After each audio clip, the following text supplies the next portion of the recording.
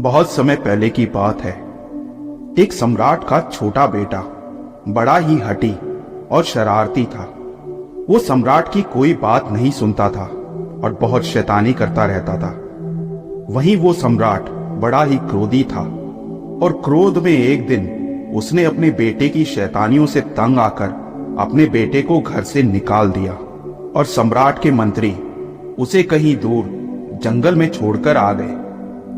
उस वक्त वो मात्र 8 साल का था। अब उस बच्चे के लिए बड़ी मुश्किल हो गई थी। ना तो उसके पास कुछ धन था और ना ही कोई आभूषण। बस एक माला थी गले में जिसपे एक हाथी का निशान बना हुआ था। कुछ देर तक तो वो रोता रहा, फिर थक हार के वहीं एक पत्थर के ऊपर सो गया। तभी वहीं से कुछ गरीब भिखारी लोग गुजर रहे थे और उन्होंने उस अकेले बच्चे को जंगल में देखा तो बहुत हैरान हुए। उन्होंने उसको उठाकर पूछा कि तुम कौन हो, तुम्हारे माँ बाप कहाँ हैं? लेकिन वो बच्चा रोता रहा और कुछ जवाब नहीं दे पाया। तो उन गरीब लोगों ने उसको वहीं अकेला छोड़कर जाना ठीक नहीं समझा और वो उसको अपने साथ लेकर वहां से आगे निकल गए। लेकिन अगले ही दिन जब सम्राट का क्रोध शांत हुआ तो उन्होंने अपने मंत्रियों को कहा कि उनके बेटे को वापस ले आओ, शायद अब उसको सीख मिल गई होगी। वही मंत्री जब सम्राट के बेटे को लेने वापस जंगल में पहुंचे तो उनको वहां दूर दूर तक सम्राट का बेटा नहीं मिला। पूरा जंगल टटोलने के बाद भी उसका कुछ पता नहीं चल पाया और वो सब निराश होकर वापस सम्राट के पास पहुंचे और उनको ये समाचार दिया। और अब सम्राट अपने क्रोध पे पछतावा करने लगा और मन ही मन अपने आप को कोसने लगा, लेकिन वो अब कुछ भी नहीं कर सकते थे।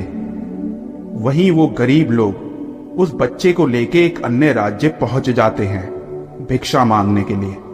वहीं अब राजा का बेटा अगर राजा ना रह जाए तो उसे कोई और कला तो आती ही नहीं है, इसीलिए अब वो भी उनके साथ भिक्षा मांगने लगता है। और करता भी क्या वो छोटा सा बच्चा, धीरे धीरे समय अपनी रफ्तार के साथ चलता रहा और बहुत वर्ष बीत जाने के बाद उसे स्मरण ही नहीं रहा कि वो कभी राजकुमार हुआ करता था और महलों में सुख सुविधाओं में रहा करता था। और याद रखना भी दुखदाई था। इस बात को भूल जाना ही अच्छा था, वरना दर दर की ठोकरें खाना, गिड़गिड़ाना, भीख मांगना, लोगों की दुत्कार सहना, ये सब उस बच्चे के लिए सहना बहुत मुश्किल हो जाता अगर वो ये याद रखता कि मैं एक राजकुमार हूं। हमारे मन की भी एक खूबी होती है, वो हमारी स्मृतियों को बदलता रहता है। जीवन की परिस्थितियों के मुताबिक परिवर्तन होता रहता है। जो लोग अपनी स्मृतियों से जुड़े होते हैं वो जीवन में कभी आगे नहीं बढ़ पाते, क्योंकि उनकी स्मृतियां उन्हें पीछे खींचकर ले आती हैं। अब धीरे धीरे काफी समय बीत गया था और सम्राट का वो बेटा बड़ा हो चुका था। दूसरी तरफ उसका पिता अब बूढ़ा हो चला था। कोई 60 साल की उसकी उम्र हो गई थी और बेटे की उम्र भी अब 30 साल के करीब हो गई थी। और एक दिन संयोग ऐसा हुआ कि भटकते भटकते एक दिन सम्राट का बेटा अपने ही महल के सामने से गुजरा। उसे तो पता भी नहीं था, याद भी नहीं था कि ये उसी का महल है, और वो भिक्षा के लिए महल के दरवाजे पे पहुंचा। उस वक्त सम्राट महल की खिड़की से बाहर देख रहे थे। तभी उनकी नजर उस भिखारी पे पड़ती है और उन्होंने उसके गले में पड़ी माला को पहचान लिया और तुरंत अपने मंत्रियों को बुलाया कि उस भिखारी को महल में लेके आओ। ये भिखारी तो मेरा बेटा है। वृद्ध अवस्था में इस तरह का संयोग सम्राट के लिए बहुत ही खुशी का था। होता भी क्यों नहीं, वो उनका इकलौता बेटा तो था, उस राज्य का उत्तराधिकारी था और बाप अब बूढ़ा हो चुका था। मरने के दिन अब करीब आ गए थे। उसने अपने बेटे को बहुत ढूंढा था, लेकिन वो कहीं पर भी नहीं मिला था। और संयोग की बात थी कि वो महल के सामने से भीख मांगते हुए निकल रहा था। और जब मंत्री और दरबारी उसको महल में ले जाने के लिए आए तो वो डर गया। उसे लगा कि पता नहीं क्या मुसीबत हो गई है।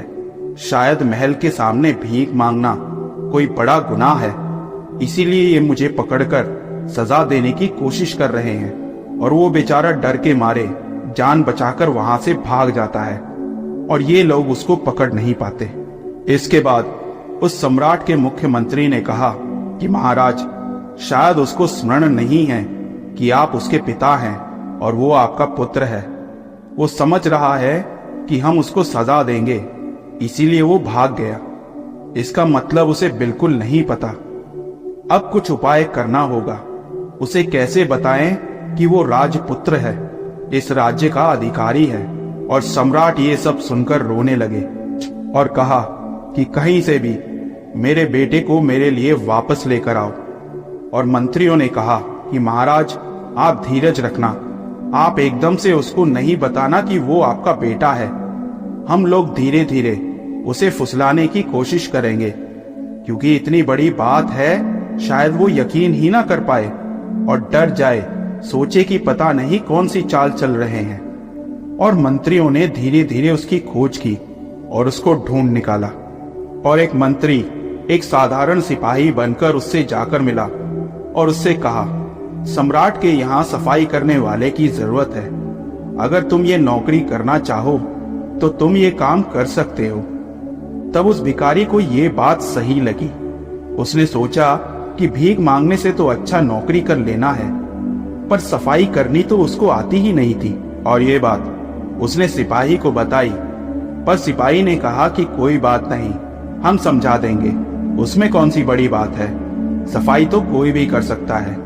और इसके बाद वो भिखारी सफाई कर्मचारी के रूप में उस महल में काम करने लगता है। कई महीने भर काम करने के बाद उसे उसी महल में एक माली के रूप में बगीचे में काम मिल जाता है।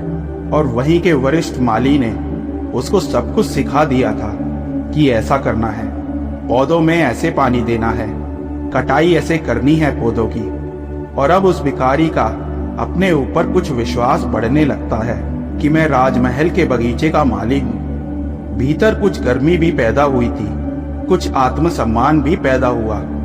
कुछ दिनों बाद ही उसे दरबान का कार्य दे दिया जाता है। अब तो कभी कभी सम्राट बगीचे में घूमते हुए मुस्कुराकर उसकी तरफ देखते हैं और उसे भी बहुत अच्छा लगता है। और सम्राट उसकी पीठ भी कभी कभार थपथपा देते थे कि तुम बहुत अच्छा काम कर रहे हो। तब तो कहना ही क्या, वो फूला नहीं समाता था। अब 2 महीने बाद उसको मुख्य दरबान बना दिया गया। महल के खजाने का दरबान बनकर अब तो उसकी शान बहुत बढ़ गई थी और अब उसका अपनी ही नजरों में खुद का आदर बढ़ने लगा था। उसे लगा कि मेरी कुछ योग्यता तो है, कुछ तो है मुझ में, जो मुझे इस खजाने का खजांची बना दिया गया है।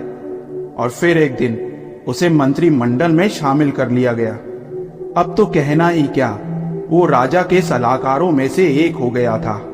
उसे अपनी किस्मत पर भरोसा ही नहीं था।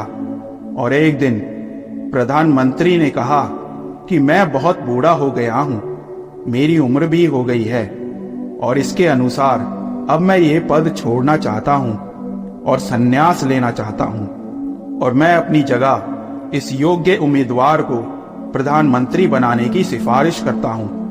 और सम्राट ने भी मंजूरी दे दी कि ऐसा ही किया जाए। उस भिखारी को भरोसा तो ना था कि मेरा भाग्य इतना अच्छा कैसे हो सकता है। मुझ में ऐसा कौन सा गुण है जो ये लोग देख पा रहे हैं। कभी कभी तो शक भी होता था और कभी लगता था कि जरूर मैं कोई गुणवान आदमी हूं, तभी तो मुझे प्रधानमंत्री बना दिया गया है।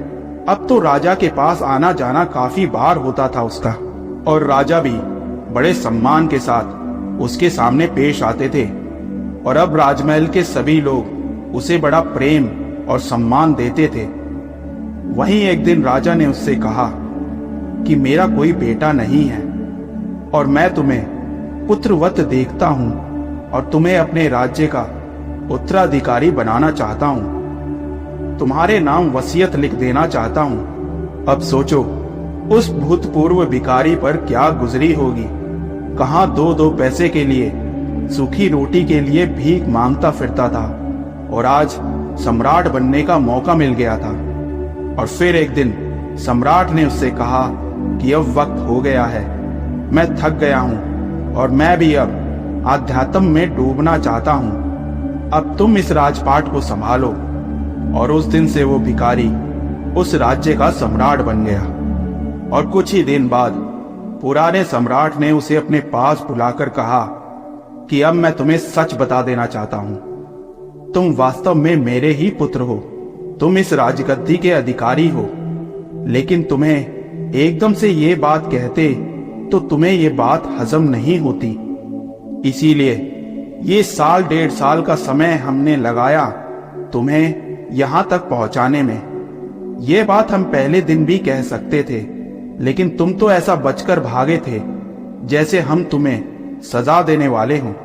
उस दिन हम तुम्हारे पीछे तुम्हें बुलाने के लिए भागे थे, इस राजगद्दी पर बिठाने के लिए। तब उस नए सम्राट ने कहा कि आपने अच्छा ही किया। उस दिन मैं आपको समझ भी नहीं सकता था, मैं तो सब कुछ भूल चुका था, मुझे कुछ भी याद नहीं था। आज आप कह रहे हैं तो हल्की हल्की स्मृति आती है।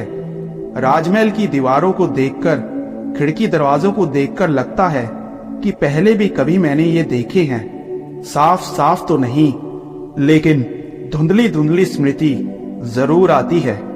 अब जब वो युवा सम्राट बन गया, गद्दी पर बैठ गया, सम्राट घोषित हो गया, इसके बाद भी उसको रात को कभी कभी सपने आते थे कि वो भीख मांगने लग रहा है। दिन में तो सम्राट ही रहता, लेकिन रात में सपनों में वो भिखारी बन जाता। डरावने सपने आते कि वो कहीं भीख मांग रहा है और किसी ने उसे धक्का मारकर वहां से हटा दिया, अपमानजनक शब्द कह दिए। वो बीमार है, इलाज के लिए पैसे नहीं हैं, बरसात हो रही है और सिर छुपाने के लिए छप्पर नहीं है। और वो बड़ी तकलीफों के दिन याद करने लगा अपने सपनों में। वो भी क्योंकि उसने वो जीवन 30 साल तक जिया था। 30 साल तक उसने भीख मांगी थी। अब दिन में तो वो सम्राट हो जाता था और उसके चेतन मन ने तो मान लिया था कि वो सम्राट है। वो भी 1.5 साल में माना था, धीरे धीरे एक तरकीब से माना था, नहीं तो उस चेतन मन को मानना भी बड़ा मुश्किल था। लेकिन अब चेतन मन पिछले 30 सालों में भिखारी था, अब वो कैसे माने कि वो सम्राट है। और इसी वजह से वो अब परेशान रहने लगा। अपने बेटे की ये हालत देखकर उसके बूढ़े पिता ने एक सन्यासी को बुलाया और उसको बताया कि समस्या क्या है। उसने उसको बताया कि ये दिन में तो राजा जैसा व्यवहार करता है, लेकिन सपने में फिर से भिखारी हो जाता है। रात भर दुखदाई सपने देखता है। इसके जीवन की कहानी अब 2 हिस्सों में बंट गई है। तब उस सन्यासी ने कहा कि थोड़े से सम्मोहन के प्रयोग इसके ऊपर करने होंगे और अवचेतन मन की धारणा बैठानी होगी कि ये सम्राट है। अवचेतन मन को अभी तक यही लगता था कि ये भिखारी है। उस सन्यासी ने 3 महीने रोज उस पर प्रयोग किए, उसको योग निद्रा की अवस्था में ले जाकर सुझाव देते कि तुम सम्राट हो, ये भाव करो कि तुम सम्राट हो। यही भाव करते करते वो उसे सुला देते। चित्रात्मक रूप से उसको ये दिखाने की कोशिश करते कि वो सम्राट है। विशेषकर रात को सोते समय वो ये प्रयोग करते थे। अब धीरे धीरे ये धारणा उसके भीतर बैठती गई और सम्राट होने की धारणा भिखारी होने से ज्यादा मजबूत हो गई। और 3 महीने का समय लगा, तब जाकर अवचेतन मन में वो पुराने सपने समाप्त हो गए। तो दोस्तों, सुनने में ये कहानी भी चित्र लगे, लेकिन हम सबकी यही कहानी है। हम सब परमात्मा का स्वरूप ही हैं। हमारी आत्मा स्वयं ब्रह्म है, लेकिन हम भूल गए हैं और लंबे समय तक भूले होने की वजह से एक साधारण इंसान अपने आप को समझने लगे हैं। आज कोई तुम्हें कहे कि तुम परमात्मा हो तो स्वीकार करना मुश्किल हो जाएगा। तुम हंसने लगोगे, तुम इसे मजाक समझोगे, क्योंकि हमारा अवचेतन मन अपने आप को एक साधारण इंसान समझने लगा है। हमारा चेतन मन तो जानता है कि कण कण में परमात्मा बसता है, हर आत्मा ब्रह्म स्वरूप है, लेकिन फिर भी कोई हमें कहे कि तुम परमात्मा हो तो ये हमें मजाक लगता है। क्यों? क्योंकि हमारा अवचेतन मन उसको स्वीकार ही नहीं कर सकता। अगर हम योग निद्रा में जाकर कुछ प्रयोग के माध्यम से अपने अवचेतन मन में कोई भी धारणा स्थापित कर लें, किसी भी तरह की धारणा जो कि हम अपने जीवन में पाना चाहते हैं, आनंद, खुशी या फिर धन दौलत या फिर कामयाबी, सफलता, कुछ भी अगर योग निद्रा में जाकर ये प्रयोग किया जाए तो कोई भी काम, कोई भी सफलता बड़ी आसानी से प्राप्त की जा सकती है। हमेशा सोने से पहले जब हम आदि निद्रा में होते हैं, जब हमारा दिमाग बड़ी ही आसानी के साथ सम्मोहित किया जा सकता है, उस वक्त अगर हम अपने दिमाग में ये मंत्र दोहराते रहें कि जो मैं करना चाहता हूं वो मुझे करना है, या जो भी हम हासिल करना चाहते हैं उसे मंत्र के भांति उस सम्मोहन वाली मनोदिशा में हम दोहराते चले जाएं, तो कुछ ही हफ्तों के प्रयोग के बाद ही हमारा जीवन एकदम से परिवर्तित हो जाएगा। और आप इस प्रयोग को जरूर आजमाएं। और अगर अवचेतन मन के बारे में और भी जानकारी लेना चाहते हैं तो कमेंट सेक्शन में कमेंट करके जरूर बताएं। और अगर आप चाहेंगे तो हम अवचेतन मन के प्रयोग पर ऐसी ही वीडियोस बनाते रहेंगे। तो आशा करता हूं कि अगर आपको ये वीडियो पसंद आई है तो एक लाइक और एक प्यारा सा कमेंट जरूर करें। तो मिलते हैं अगली वीडियो में, तब तक के लिए खुश रहें और अपना ख्याल रखें। नमो बुद्धाय।